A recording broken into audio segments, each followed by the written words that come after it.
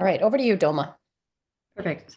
Yes. Hi, everyone. My name is Dolma Tsundu, and I'm the CEO and founder of FlutterCare, where we're reimagining the future of pregnancy care. To start, I'd like to tell you about my friend Nadine.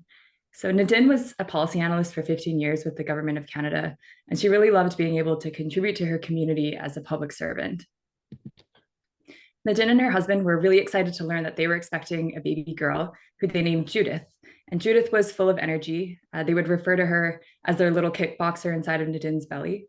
But just 2 weeks before Judith's due date, Nadine noticed her movements becoming less frequent and weaker.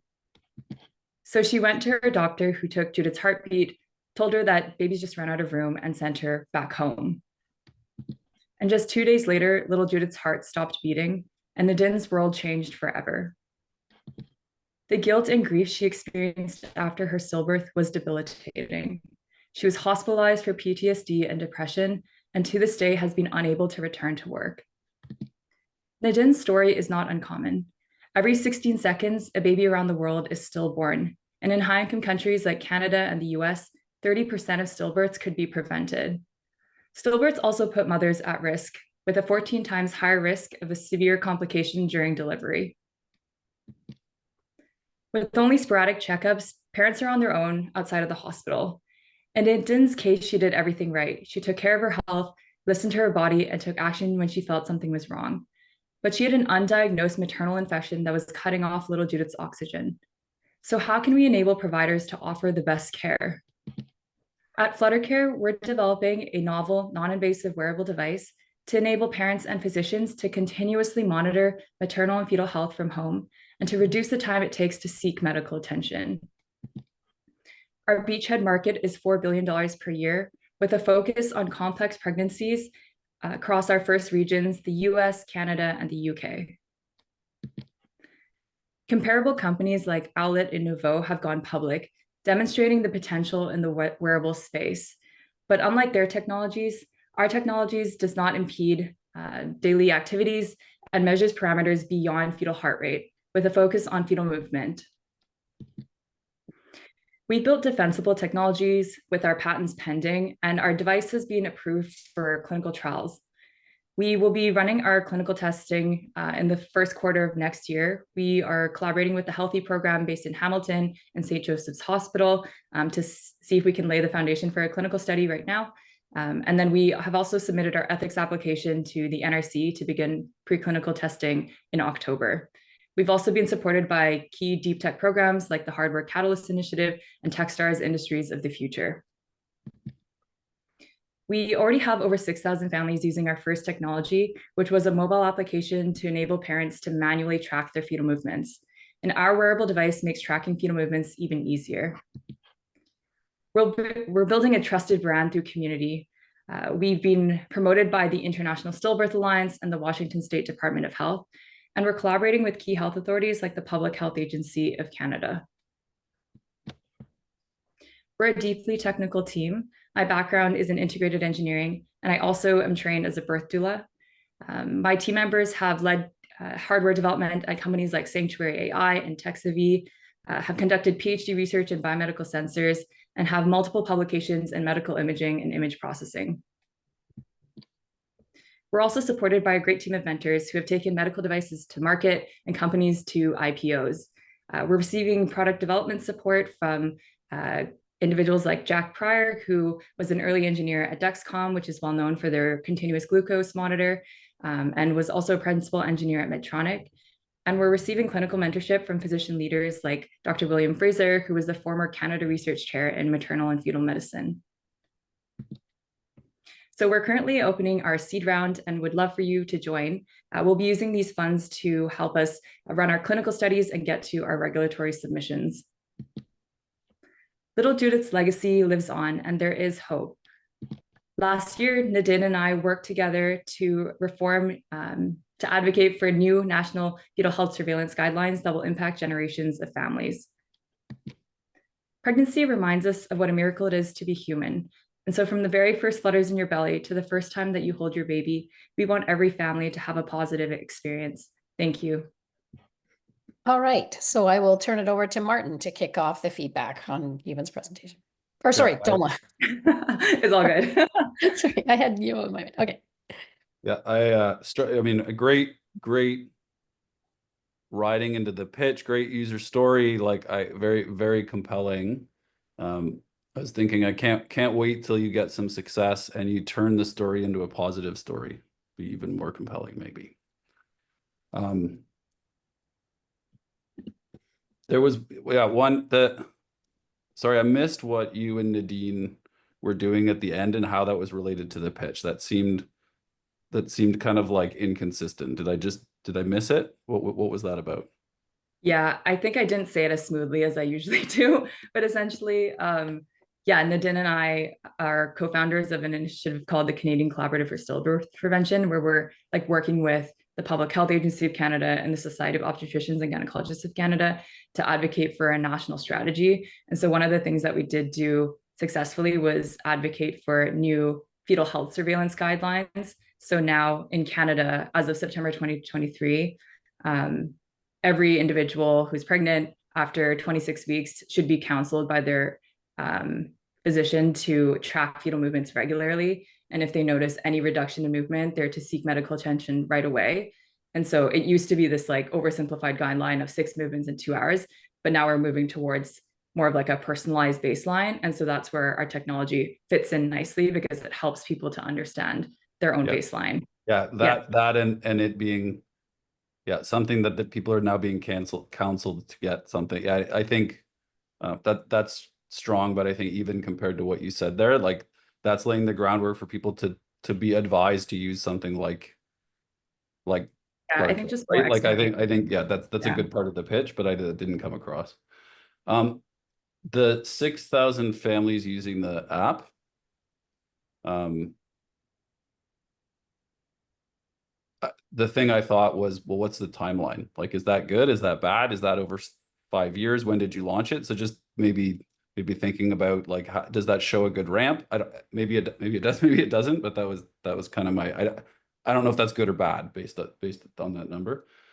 Um, and then I think the third thing I'll say, and then I'll pass it over to Nina. But I'm not sure if this is part of the first pitch, but it wasn't clear to me what you're asking for. Right? Like what do you need to get to that medical approval? How much of that are you asking for? Do you already have something? So the kind of like what gets you to the next step? It wasn't clear. I'm not sure, Jane, if that's an unfair question. Yeah. No, I think that's absolutely, as an investor, that's what you're looking for, Yeah. right? So I think that's fair. Okay, so that's good. I think one of the things I always look for is the confidence of the entrepreneur. Mm. And so I love how you started it with the story. I felt like I was brought into the pitch. Yeah. And I felt like you it's your business. You're wearing it. You're, running with it, which I think is really good. At some points, I felt like maybe you weren't as confident in your pitch. So I think if you just keep like in the forefront that you're running with something that needs to be brought to the world, and that hold your head up high and your shoulders back, and you know throw your most confident face forward. Now, as a woman, I would not want to have to wear a device. I don't know if that's fair, unfair. So is your thought process that this would be something that would be mainstream or used in a high-risk pregnancy? So we would start with high risk, but it could also become mainstream. Like the idea is for the device to be very comfortable to wear. So we're actually like integrating it into like maternity garments. So it's not like this bulky device. And so the intention is to not be impeding like your day-to-day activities, but for it to kind of like just integrate into your life seamlessly. A good comment. Yeah. Yeah, you should probably stress that. One thing that I was wondering was, I think you did a really good job of kind of talking about tech forward team, and having a really strong set of coaches and mentors. one of my questions from an investor point of view is that enough? If are mentors enough? You know, are you at a phase where it's just the technology and reaching medical hurdles, and then you're going to bring on another team? What else am I going to have to invest in, right, to get to product? Because like I don't imagine a group of coaches is going to build the business and sell millions of devices. So I don't know if you have an answer to that, but I think you need to kind of address maybe what are the steps afterwards, because you're in your really early stage. I gotta you don't want me thinking myself, what are the other stages going to look like and how much are we going to have to invest? You want to lead, like, I think as the CEO, you want to lead that story so that you put that in my head instead of me thinking about it. Does that make sense? Yeah, definitely. I think, yeah, even that like ask slide could be kind of expanded on in terms of, yeah, like what we're trying to put that money towards, and like the hiring plan would be a part of that, like to hit those key product milestones. I think maybe also it might be effective to educate a little bit, so that you did have the slide on the 30% of stillbirths can be prevented, but maybe just speak to it very, very briefly on, you know, what could be identified using your device and the app that is directly easy to solve, right? Versus, you know, there's that catastrophic moment when there's a loss, but what can you do between the notification and the catastrophic moment that could be life-saving? Okay, yeah, that's a good idea. Okay. Yeah, that's Shelley, a did you really want to good weigh in point. here? Oh yeah, sorry. I wasn't sure if I was allowed to weigh in. I thought maybe I was just like, I feel like I don't know the process always. And sorry, I'm bumbling I think in, we're but inventing it. okay, awesome. I love it. Really good feedback. I think one of the things that I think is super powerful of what FlutterCare is doing is you're driving change, right?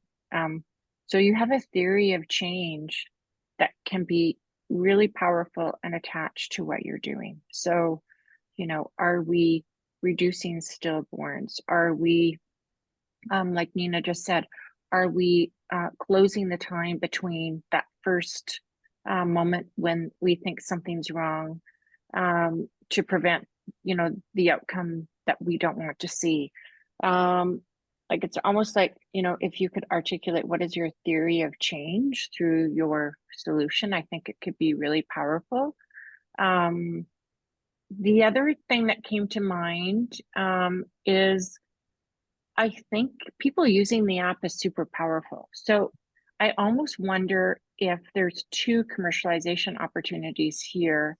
And I'd be interested to hear what Martin and Nina say, where we go, okay, you know, we have to go through this regulatory process for a device. We know that that is extremely time consuming and very costly. So what can we do to kind of like, you know, bifurcate the business model to go, we are going to onboard as many women as possible onto the app, or as many families onto the app as possible, so that we gather, you know, as much information as we can that can inform, you know, the regulatory approval side. But I think that there's a business model that we can drive today with the capital that we can raise today to really move forward the app and the usage of the app, the engagement of the app, the outcomes of the app side by side with getting the regulatory for the device. I love the idea because like I think it maybe helps with regulatory, it maybe brings in business today, but I think it also builds brand, which makes it easier to sell devices when you have them. I look at it like like Apple Health, right? So it's an app, it does a bunch of stuff, but if you buy the more hardware products you buy, the better experience, the richer the data. So I like that angle. Do you envision this being revenue from device sales or in conjunction with recurring revenue from the app? I think primarily device sales, although we've been thinking about sort of like a reuse program or like a rental program where essentially the device is the same device, in which case it could be beneficial to have like a subscription because you could create an account and then just pay with that. But yeah, that $2,000 that I presented there was like the total cost. So it's something that we definitely are exploring. And yeah, I think that story of how you go from an app to hardware could be maybe more articulated. Like the intention of the app was to help validate interest in the hardware, and also to provide us data that could support hardware development. And so it does fit together quite nicely. And like moving forward, it'll continue to be a loss leader for the hardware. So I think, yeah, maybe that just needs to like come across a little bit more and help people to like see the vision of how these two things fit together. And definitely it could have potential to be its own revenue stream, as Shelley mentioned. Wonderful. Okay, great. I love the idea. Yeah, me too. And just to let you know, Dolma, your presentation was 5 minutes, so you've got time to build out some of these things that we've been talking about here. So actually, yeah, that's a good point. If there's more time, Mhm. I understood from you quickly glancing through that you're planning to sell the hardware for $2,000, but spending more time on the business model. Yeah, and what you think margins are going to be like. I think there's space and time to talk about yeah, how you go to market and how you make money from it. Okay, awesome. Thank you. Okay.